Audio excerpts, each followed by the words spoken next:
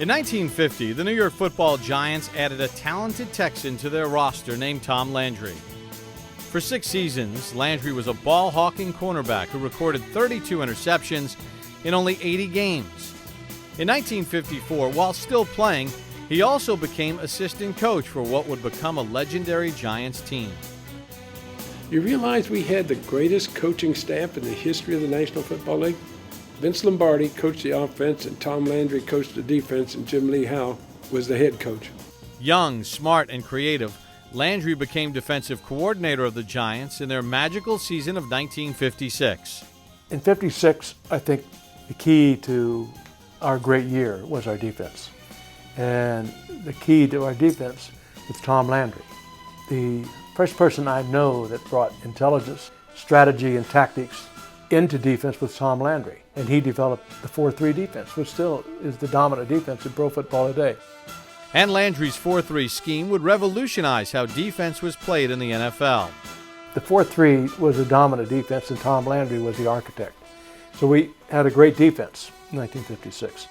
Led by that defense, the Giants went on to win the 1956 NFL Championship over the Chicago Bears 47-7 in one of the most physical games in NFL history. The New York Giants win professional football's biggest prize, the World Championship. They played together probably as well as any team I've ever coached. The way they believed in each other was tremendous. Landry continued to turn out great defenses in New York, leading the Big Blue to the NFL championship games in 1958 and 1959. Tom was very mild, very dressy. You know, he was one with the fedora, and Tom was first class, and he just didn't make many mistakes. But in 1960, Tom would leave the Giants to become the first head coach of the expansion Dallas Cowboys. Landry's departure from New York would make him the central figure in an instant rivalry that was ignited between these two great franchises.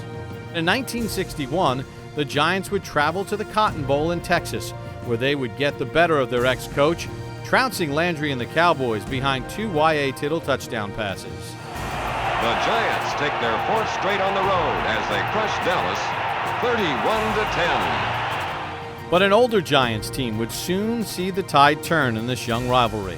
The Cowboys would absolutely dominate the Giants in the 70s, beating them 17 out of 20 games, including their first ever Monday Night Football game in 1971, which would be the last NFL game ever played at the Cotton Bowl.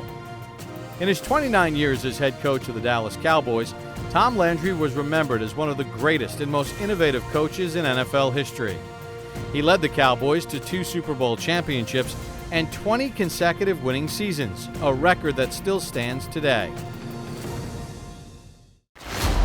In 1981, Big Blue would head into the final game of the regular season, needing a win against the Dallas Cowboys for their first playoff berth in 18 years.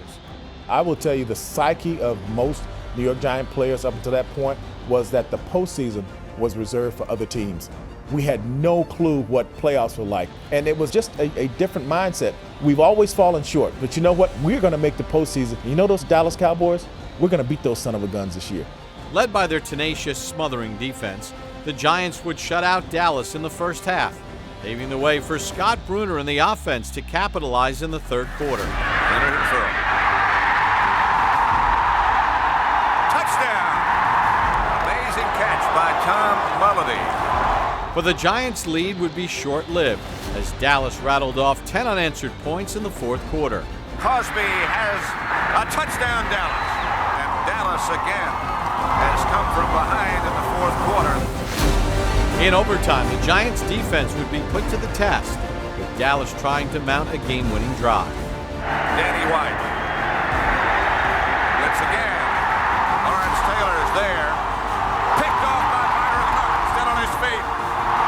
Myron Hunt. Giants back in business. And that interception would set up Joe Danello's game-winning field goal in overtime as he kicked the Giants back into the postseason.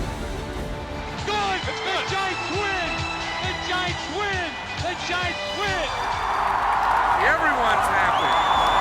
Giant Stadium. Number 18 gives the Giants playoffs after 18 years. That's appropriate. In 1986, Big Blue would lose their first game of the season in Dallas. We had a great rivalry with the Cowboys. If anything, that was a wake-up call, because after that game, I don't ever remember looking back. But en route to capturing their first ever Super Bowl trophy, the Giants would avenge their loss by beating the Cowboys at Giants Stadium in their second meeting of the season. Well, Carl Banks was coming feet right in his face. White was hammered. You have to have the doctor check you after a play like that. The rivalry would reach its boiling point in the 1994 season when the two teams met on Monday Night Football, and the battle would hit a fever pitch on a highly contested Hail Mary at the end of the first half. That's interference. And there's a fight on the field here before we go to a break, as all of a sudden this breaks out. Look out, look at this. That's Michael Irvin, the Cowboy receiver, and that is where the fight starts. Well, this isn't settled yet. Over a decade later, the rivalry would be renewed in New York's Super Bowl winning year of 2007.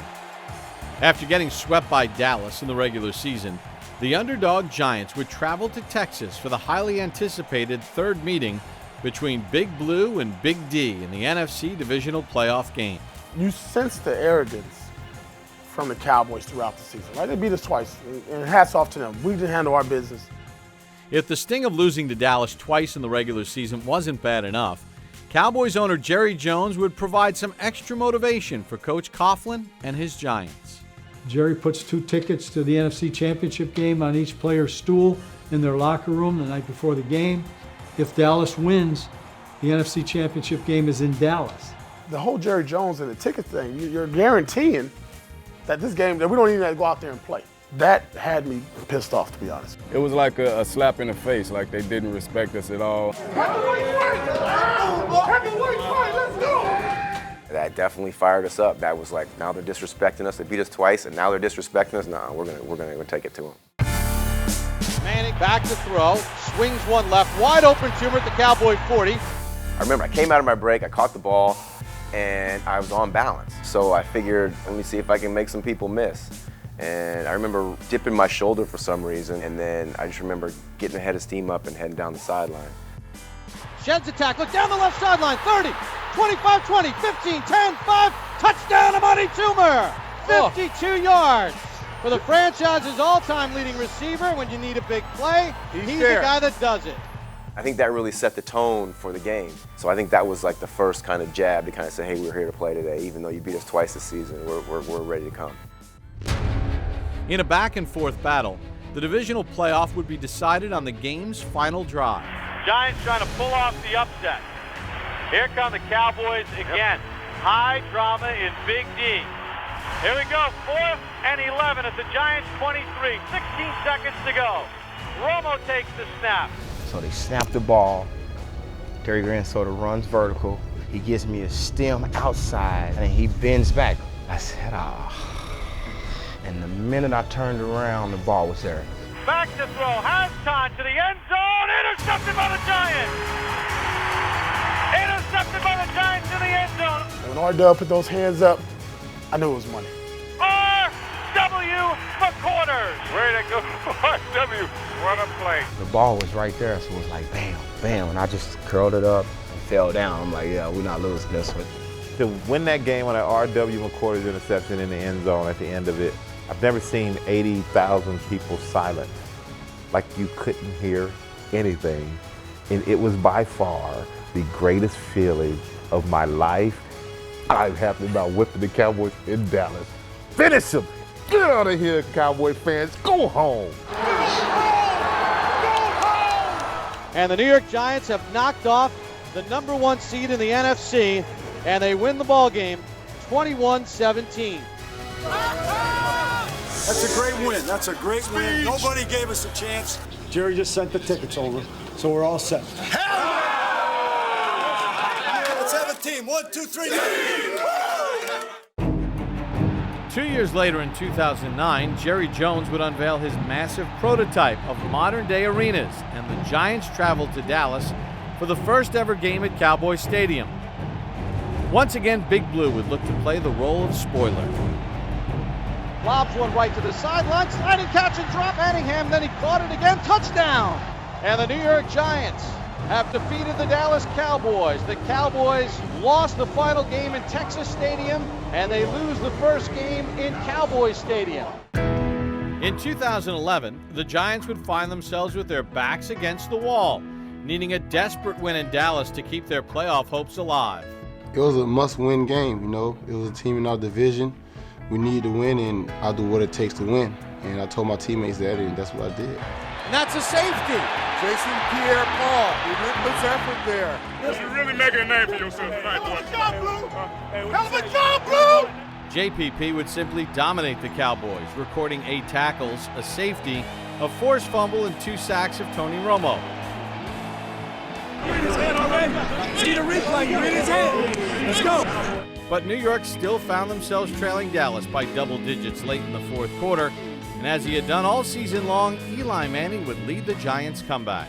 You know the circumstances, 5 minutes left, you're down 12, you need 2 touchdowns. And, I thought it was big that, in that circumstance, hey, we said, all right, we're going no huddle, back into the 2-minute drive type deal, and we went down there and scored pretty quickly. He's back to throw. He looks middle, he throws middle to the goal line. Touchdown, Jake Ballard. Just got it across on Lee. Now our defense, we needed a stop from them, and they got a 3-and-out for us and got the ball back and really had plenty of time. We weren't in a super rush on that final drive to go down and score. Could run the ball some and do a few things, and so obviously scored. 2nd and goal at the 1 for the lead, a minute to go. Handoff Jacobs, he runs right, follows his blockers to the goal line. Touchdown Giants. Eli Manning is doing the impossible again. Despite these late game heroics, a Dallas field goal would still tie the game in the final seconds of regulation.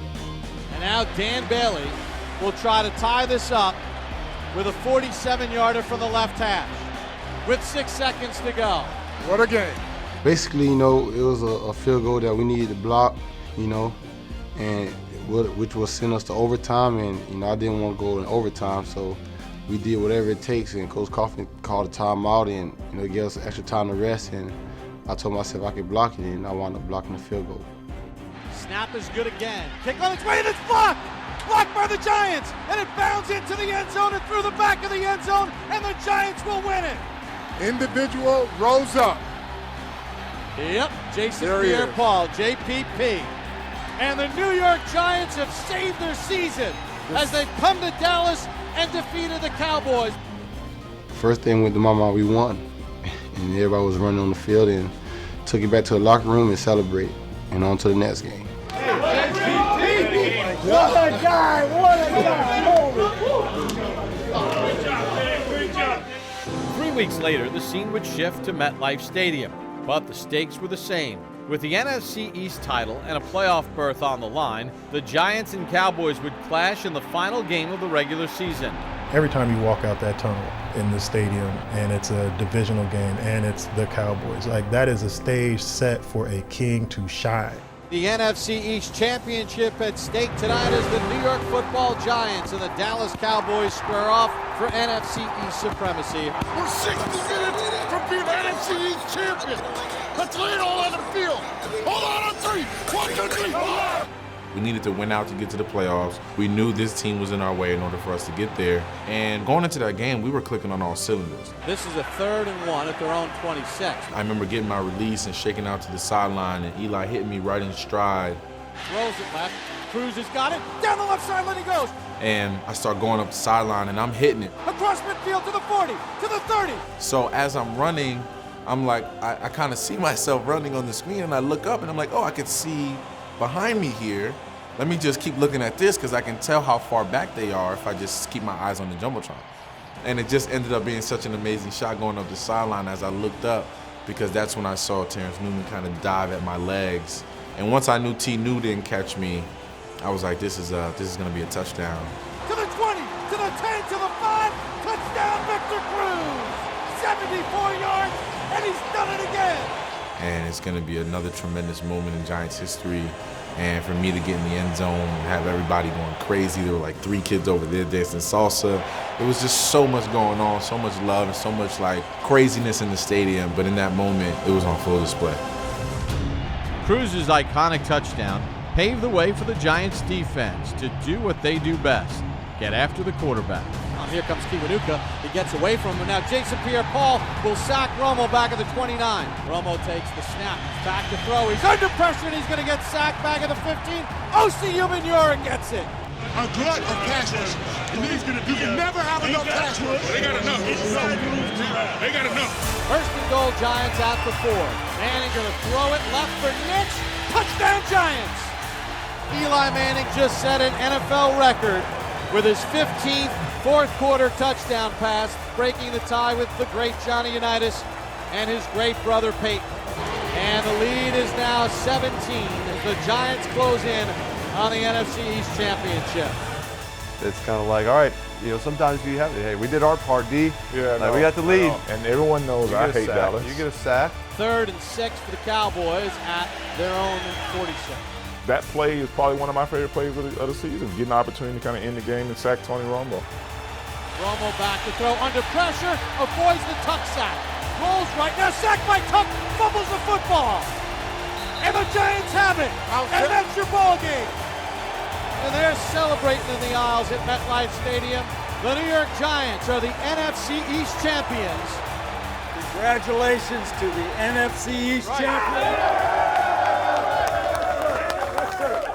Great job of finishing now. Great job of finishing this part of the season. Throughout the history of this great matchup, there have been many memorable moments. But in Week 12 of the 2014 season, Odell Beckham Jr. would raise that rivalry and take it to a new level in rarefied air. Manning on a play fake, throws a deep ball down the right sideline. It's a jump ball. Odell Beckham Jr. made the catch with one hand for the touchdown. Wow, what a catch by the rookie. Wow, ridiculous. He was literally parallel to the ground when he pulled that in. That is a difference maker, folks. On the touchdown pass, Manning to Odell Beckham Jr. Let's go! Let's go! In the opening game of the 2016 season, the Giants traveled to Dallas to face the new-look Cowboys and their rookie sensations, quarterback Dak Prescott and running back Ezekiel Elliott. But as he's done so many times before, the veteran Eli Manning would lead the fourth-quarter comeback, connecting with a familiar target. Takes the snap, he throws it in the end zone, touchdown Giants, Victor Cruz! And he breaks out the salsa for the first time since 2014. It was a nail-biter, but the Giants are victorious, 20-19, the final score here at AT&T Stadium. The love lost between these two storied franchises is no secret, as the two teams get ready for yet another NFC East showdown. The Giants know what's at stake. Sunday Night Football, Dallas Cowboys, Week 1, that's going to be legit. The light's going to be on, got to be the team that shine more. Going to get sacked again by Leonard Williams, his third in the ball game. Opening game this year against the Cowboys, primetime, big rivalry game. That's going to be huge to the start of a great season. Sunday Night Football, primetime, honestly, these are the type of games that when I was 9 years old, you dream about playing in one day. Division rival is Dallas. I think it's going to be electric. To the 10, to the 5, touchdown Giants!